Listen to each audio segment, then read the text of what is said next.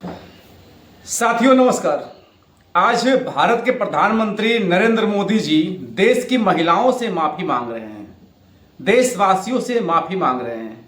आज वो लाइव आए थे और उन्होंने बोला कि मैं देश के तमाम महिलाओं से माफी मांगता हूं। महिला बिल पारित नहीं हुआ। देखिए, सबसे पहले आपको मैं बता दूं कि महिला बिल का जो मुख्य उद्देश्य क्या है, उसके बारे में आपके साथ मैं चर्चा करना चाहता हूं। जो मुद्दा है महिला बिल पारित करने का, महिलाओं को आरक्षण देने का संसद में, लोकसभा में, तो उसके बारे में आपको ये जानना चाहिए। साउथ इंडिया में इनका वोटिंग कम है। साउथ इंडिया में कांग्रेस की ज्यादा है, दूसरे पार्टी के ज्यादा है। साउथ में बीजेपी न के बराबर है। लेकिन आपको बता दूं दोस्तों कि जैसे ही संसद में महिलाओं का सीट बढ़ेगा, वो भी मैंने कल एक वीडियो में बताया था कि संसद में जो सीट है उसमें नहीं मिल रहा है महिलाओं को रिजर्वेशन, उसमें अलग से और सीट जोड़ा जा रहा है। ठीक है, उसमें अलग से और सीट जोड़ा जा रहा है। तो आपको मैं बता दूं कि जो सीट है, अब ये जैसे ही महिलाओं को रिजर्वेशन नहीं दे रहे हैं, ये अपने यानी कि बीजेपी का भविष्य में अपना सत्ता में रहे, ये उसके लिए कर रहे हैं। उसके लिए कैसे कर रहे हैं? मान के चलो साउथ में यदि इनकी हार होती है और महिलाओं को रिजर्वेशन दे करके इधर बंगाल, बिहार, झारखंड, उत्तर प्रदेश, उड़ीसा, आसाम वगैरह जो राज्य है, वहां पे सीट बढ़ा देंगे। जैसे ही सीट बढ़ता है तो इधर महिलाओं के माध्यम से विजय होगी, क्योंकि इधर पे इनका जो है जात पात की राजनीति है, धर्म की राजनीति है, ऐसा करके वोट आना ही आना है। तो जब यहां पे वोट आएगा और साउथ में इनकी जब हार होगी तो फिर भी सरकार सत्ता में बीजेपी ही आएगी। लेकिन जो सीट है उसमें महिलाओं को रिजर्वेशन नहीं मिल रहा है। तो अब क्या है, दूसरी बड़ी चीज, पक्ष और विपक्ष दो चीज है।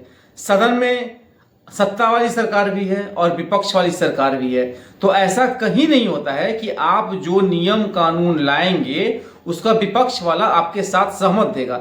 जब आपके तमाम बनाए हुए बिल पे विपक्ष सहमति दे दे तो भाई वो विपक्ष में क्यों बैठा है? वो विपक्ष में क्यों बैठा है? देखिए, सबसे पहले बता दूं कि नारी शक्ति बंधन संशोधन विधेयक ने लोकसभा में पारित न होने पर गहरा दुख व्यक्त किया है। और इतना ही नहीं, आज सिलीगुड़ी में जब प्रधानमंत्री मोदी का रोड शो था, वहां पे इनका स्पीच था, तो स्पीच में भी इन्होंने टुकड़े टुकड़े गैंग की चर्चा की। मैं भारत के तमाम नागरिकों से यही पूछना चाहता हूं, क्या बीजेपी का किसी भी स्पीच में, किसी भी भाषण में महंगाई, बेरोजगारी, नौकरी, कुछ इस तरह का भाषण होता है कहीं पे? आप पूरे देश में किसी भी बीजेपी के मंत्री हो, नेता हो, कभी भी बेरोजगारी, नौकरी पे चर्चा नहीं होता है। चर्चा क्या होगा? पाकिस्तान का। चर्चा क्या होगा? टुकड़े टुकड़े गैंग का। चर्चा क्या होगा? बांग्लादेश का। चर्चा क्या होगा?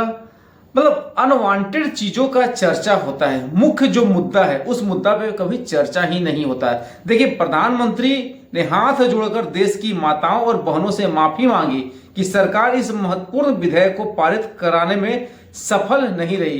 भाई, ऐसा है बीजेपी के लोग, बहुत सारे मुद्दा हैं। ठीक है, आप आरक्षण तो बात की बात है, भारत में है, महिलाओं को रिजर्वेशन है उनके लिए।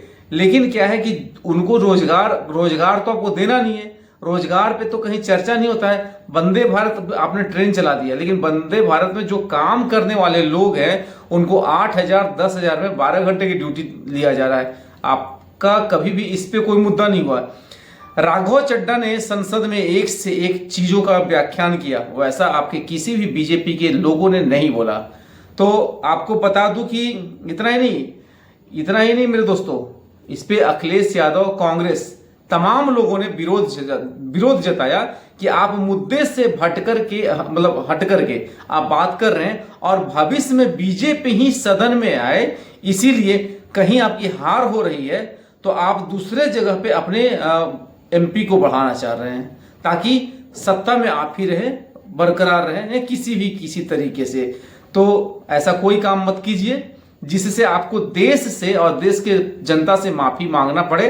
रोजगार पे बात करें, जो मूल समस्या है उस पे बात करें। तो दोस्तों बाकी आप अपना राय खुद दे सकते हैं।